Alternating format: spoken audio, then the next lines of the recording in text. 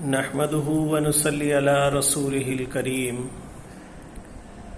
اما بعد فاعوذ بالله السميع العليم من الشيطان الرجيم بسم الله الرحمن الرحیم۔ معزز خواتین و حضرات، السلام علیکم ورحمۃ اللہ وبرکاتہ۔ آج ہم تعوذ کے ساتھ اپنے اس سبق کا آغاز کریں گے۔ تعوذ یعنی کہ اعوذ باللہ من الشیطان الرجیم۔ اللہ تبارک و تعالی نے یہ حکم فرمایا ہے کہ جب قرآن مجید کی تلاوت کرنے لگو تو شیطان سے پناہ لے لیا کرو۔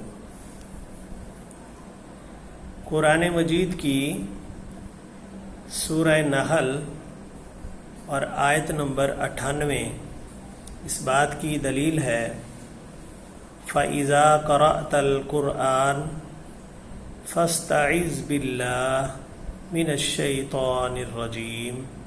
پس جب تم قرآن پڑھنے لگو تو شیطان رجیم سے اللہ تعالیٰ کی پناہ مانگ لیا کرو۔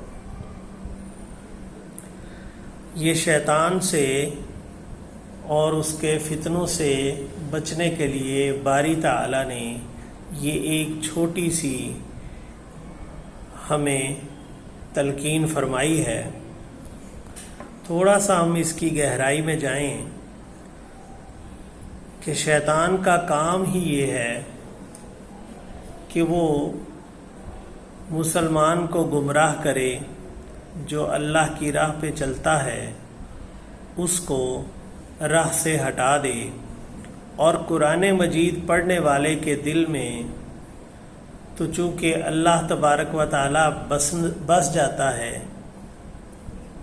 تو وہ ضرور کوشش کرتا ہے کہ اس کے دل میں وسوسے ڈال کر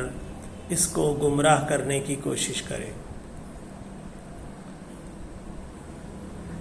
جسے قرآن پڑھ کر سنایا جاتا ہے وہ اسے بھی گمراہ کرتا ہے، جو قرآن پڑھ رہا ہوتا ہے وہ اس کو بھی گمراہ کرنے کی کوشش کرتا ہے، کیونکہ وہ چاہتا ہے کہ سب لوگ اس کے پیروکار بن جائیں۔ اس بات کو میں اس طرح سے تھوڑا سا مختصر کرنے کی کوشش کرتا ہوں کہ بندے اور اللہ کے درمیان اگر کوئی چیز رکاوٹ ہے تو وہ شیطان ہے یا شیطان کی طاقتیں ہیں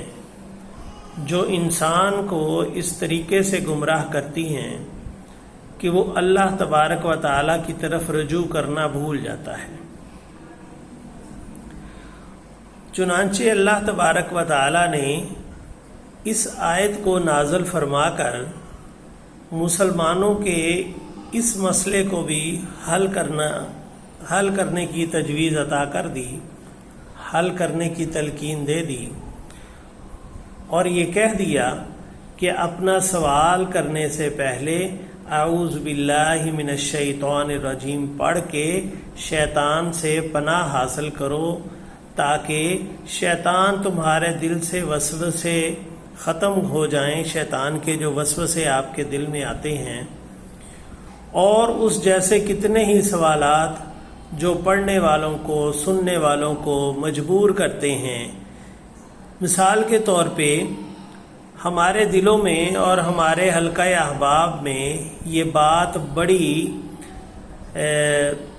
تشویش کے ساتھ کہی جاتی ہے کہ اگر انسان اپنے طور پہ قرآن پڑھے تو گمراہ ہو جاتا ہے جی، تو کیا پھر قرآن مجید کتاب ہدایت نہیں ہے؟ اس بات کو ہم اعوذ باللہ من الشیطان الرجیم کے ساتھ حل کر لیتے ہیں، اس سے ہم اللہ کی پناہ میں آ جاتے ہیں،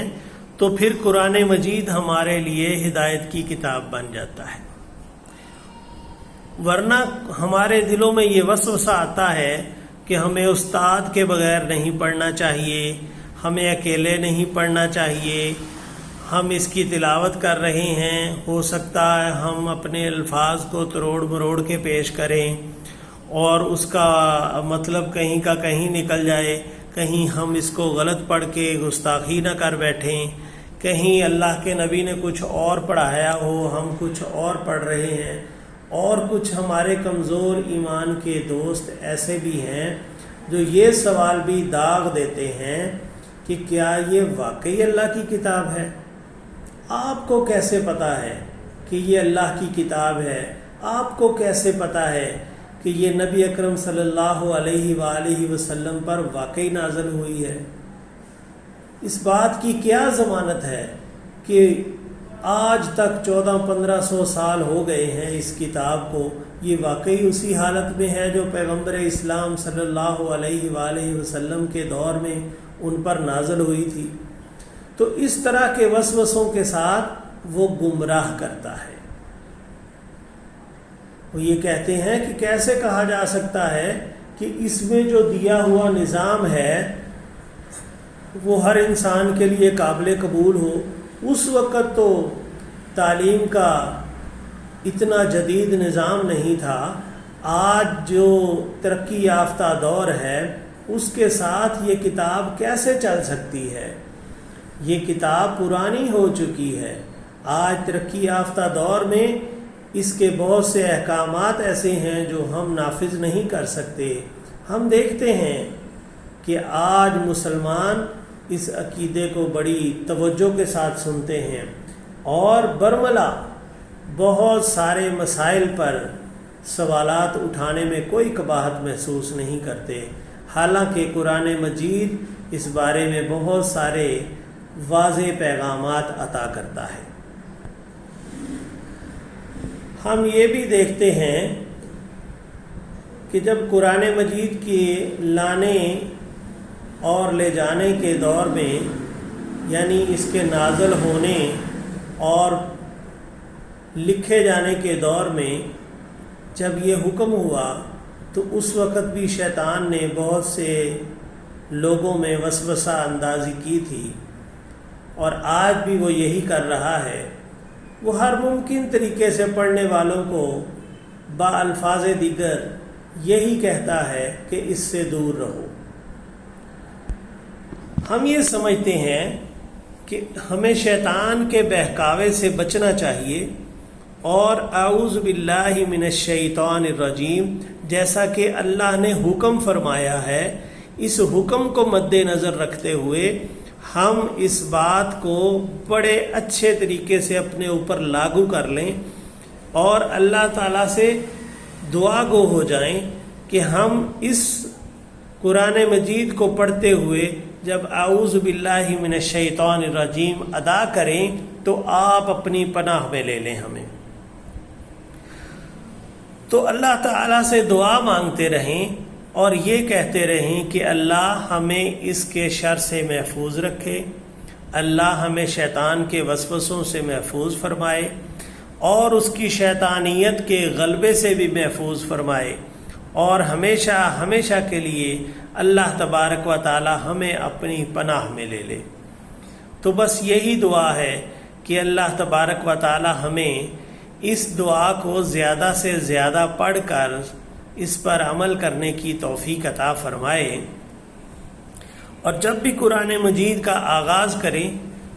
دنیا میں کوئی مفسر قرآن، کوئی صحابی، کوئی تابعی، کوئی ائمہ اکرام ایسا نہیں جو اس بات پہ اختلاف رکھتا ہو کہ قرآن مجید کو پڑھنے سے پہلے اعوذ باللہ من الشیطان الرجیم نہیں پڑھنا چاہیے، بلکہ وہ تلقین کرتے ہیں کہ اعوذ باللہ السمیع العلیم کے ساتھ بھی اس کو پڑھا جا سکتا ہے۔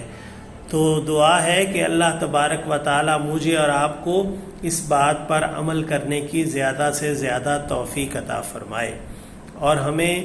اس بات کی تلقین جو کی گئی ہے اس کو حاصل کرنے کا شرف بھی مقرر فرمائے، حصول دے۔ ہم چاہیں کہ ہمیشہ جب قرآن مجید کھولیں، پڑھیں، سنائیں، سنیں تو اعوذ باللہ من الشیطان الرجیم ضرور ادا کریں۔ وما علینا الا البلاغ۔